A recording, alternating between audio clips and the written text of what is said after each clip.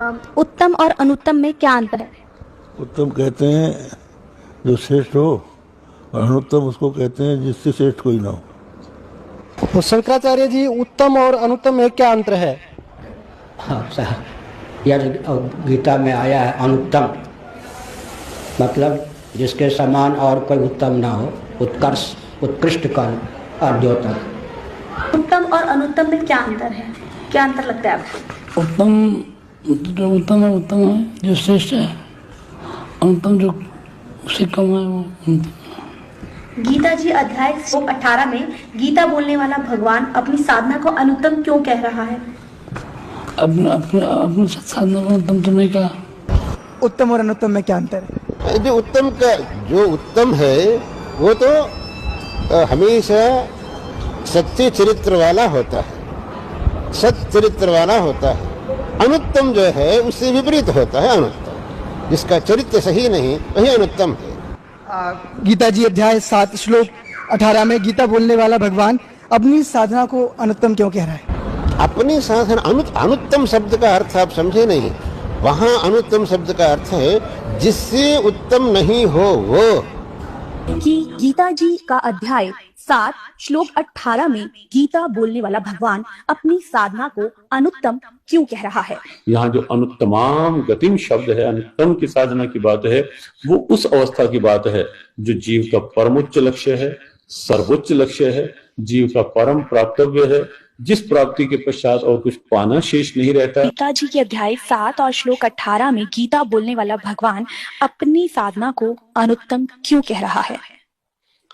यहाँ पर अनुत्तमा गति कहा उन्होंने। इससे पहले के श्लोक में भगवान ने कहा चतुर्विधा भजन्ति माम जना चार्जुन आर्थ अर्थार्थी जिज्ञासु ज्ञानी च वर्तर सब। 4 प्रकार के लोग मेरी भक्ति करते हैं। भगवान कहते हैं कि जो लोग हमारे भक्त हैं, जो लोग ज्ञानी हैं, जो मेरे परम ज्ञान को जानते हैं, गीता के इस गुह्य ज्ञान को जानते हैं, उन्हें भगवान कहते हैं उनको मैं अपने समान मानता हूँ और उन्हें निश्चित रूप से अनुत्तमा गति अर्थात उन्हें मेरे धाम की प्राप्ति होती है। महाराज जी, गीता ज्ञानदाता गीता अध्याय 7 के श्लोक 18 में अपनी गति को अनुत्तम क्यों कह रहा है तथा उत्तम और अनुत्तम का क्या अर्थ होता है? पुण्यात्माओं, जैसे अभी तक किसी भी हम अपने धर्म गुरु से पूछा करते थे कि श्रीमद् भगवत गीता अध्याय नंबर 7 के श्लोक नंबर 18 में गीता ज्ञानदाता अपनी गति को अनुत्तम क्यों कह रहे हैं? अनुत्तम तो ये क्या कहते हैं कि अनुत्तम नहीं कह रहे हैं। अनुत्तम का उन्होंने अर्थ बदल दिया, कहते जिससे उत्तम कोई और ना हो वह अनुत्तम कहलाता है। रब फुटे भाग हमारे। ऐसे गुरु मिले हमें। अनुत्तम, अनुत्तम माने बैड अंग्रेजी में, और उत्तम गुड श्रेष्ठ। कहीं पर बैड लिखा हो किसी सेंटेंस में और उसका अर्थ कोई गुड लिख दे तो कितनी बुद्धि होगी उस इंसान की। क्योंकि अब गीता अध्याय नंबर 7 के श्लोक नंबर 16 से लेकर 19 तक क्या कहा है? आपने गीता खूब पढ़ रखी है। अब सिर्फ एक श्लोक दिखाऊंगा, 7वें अध्याय का 18वां और 19वां 2। उसमें क्या कहा है कि 7वें अध्याय के 16वें श्लोक में कहा कि मेरी भक्ति भी अर्जुन 4 प्रकार के करते हैं। यानी जो ब्रह्म साधना करते हैं, वेदों अनुसार साधना करते हैं, वो 4 प्रकार के हैं। एक अर्थार्थी, अर्थार्थी माने तो धन लाभ प्राप्ति के लिए जंतर मंत्र भी करता है, तो वेदों के मंत्रों से ही अनुष्ठान करता है।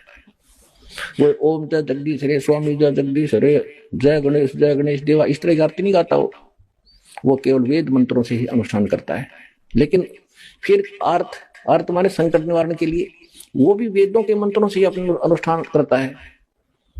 और तीसरा जिज्ञासु, जिज्ञासु होता है घर से निकलता परमात्मा प्राप्ति के लिए, फिर बहुत से संतों के पास से जो ज्ञान ग्रहण करता है उसका वक्ता बन जाता है। ये भी काम नकली है।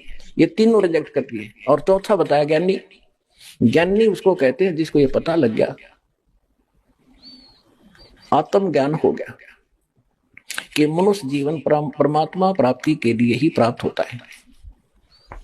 फिर परमात्मा ज्ञान हुआ कि पूर्ण परमात्मा के बिना मोक्ष नहीं हो सकता, न देवताओं की पूजा से, केवल पूर्ण परमात्मा से ही, भक्ति से ही मोक्ष होगा।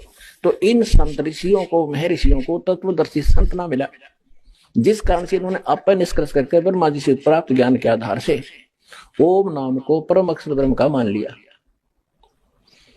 आग के अंगार को बर्फ मान लिया अज्ञानता से। तो इन्होंने, ये तो उनको फाइनल हो गया कि मनुष्य जीवन मिला इसलिए है कि इस मोक्ष नहीं तो इसका यूज नहीं कति व्यर्थ है। और फिर ये भी ज्ञान हो गया कि परमात्मा की भक्ति करनी चाहिए, आन उपासना ब्रह्मा विष्णु महेश इन देवताओं की भक्ति से बात नहीं बने, ये फाइनल हो गया।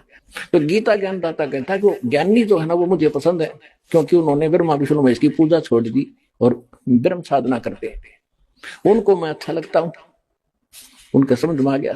तो अब कहता है कि ये उदार आत्मा ज्ञानी आत्मा है तो नेक, लेकिन इनको तत्वदर्शी संत मिला नहीं जो परम अक्षर ब्रह्म का ज्ञान करा दे, जिस कारण से ये सभी मेरे वाली घटिया गति में स्थित रहे। इसका अर्थ ये बनता है हरियो नको ना, वो तो अनुतम मन सर्वश्रेष्ठ गति, भगवान अपनी गति को अश्रेष्ठ कैसे कहेगा? हरियो कहने लग रहा है। अब दिखाता हूं आप देखिएगा, सातवें अध्याय का 18वां पढ़ेंगे। गीता अध्याय नंबर, श्रीमद् भगवद गीता अध्याय नंबर 7 का और श्लोक नंबर हम 18 पढ़ेंगे। ये 18, उदारा सर्वे एव एते ज्ञानी तु आत्मा एव मे मतम। ये कहता मेरे विचार में, मेरे मत में ये ज्ञानी आत्मा तो माने तो है, सर्वे सर्वे माने सारी, उदारा माने श्रेष्ठ, ये उदार आत्मा है जितने जो ज्ञानी आत्मा है, ज्ञानी चौथे प्रकार के। आस्थित सही युक्त आत्मा माम एवं अनुत्तमाम गतिम। ये क्या कह रहा है कि ये सभी अच्छी आत्मा है और ये ज्ञानी मेरे विचार में, और ये लेकिन मेरे वाली माम अनुत्तम गतिम, मेरे से मिलने वाली जो गति स्थिति यानी लाभ है उस घटिया है, वह घटिया अनुत्तम अश्रेष्ठ है, उसमें ही आस्थित है, उसमें ये उसी में सीमित हैं, उसी पर आश्रित हैं। इन्होंने क्या किया नकलियों ने, ये सभी उदार हैं परंतु ज्ञानी तो साक्षात मेरा स्वरूप है, ये मेरा मत है, क्योंकि वह है युक्त आत्मा मदत मन बुद्धि वाला ज्ञानी भक्त, अति अनुत्तम माने अति उत्तम बेड को गुड लिख रहे हैं बुद्धि भ्रष्ट, और गति माने गति स्वरूप मुझ में ही सचित है, सतीत माने अच्छी प्रकार सतीत है। अब इसका अर्थ सीधा सा बन गया है, उदारा माने उदार है, सर्वे माने ये सारी, एव माने ये, एते माने सब, ये ज्ञानी आत्मा, ये ज्ञानी आत्मा है तो सारी उदार की उदार, ये मेरा मत श्रेष्ठ है क्योंकि समर्पण है परमात्मा के ऊपर। लेकिन आस्थित से ही युक्त आत्मा माम एवं अनुत्तमाम गति, ये सभी भक्ति में लीन आत्माएं मेरे वाली घटिया गति में आश्रित हैं, सतीत हैं। अब इसने अपनी साधना घटिया क्यों बताया? जैसे दास ने बहुत बार बताया आपको, आज भी क्लियर किया इस संग के दौरान।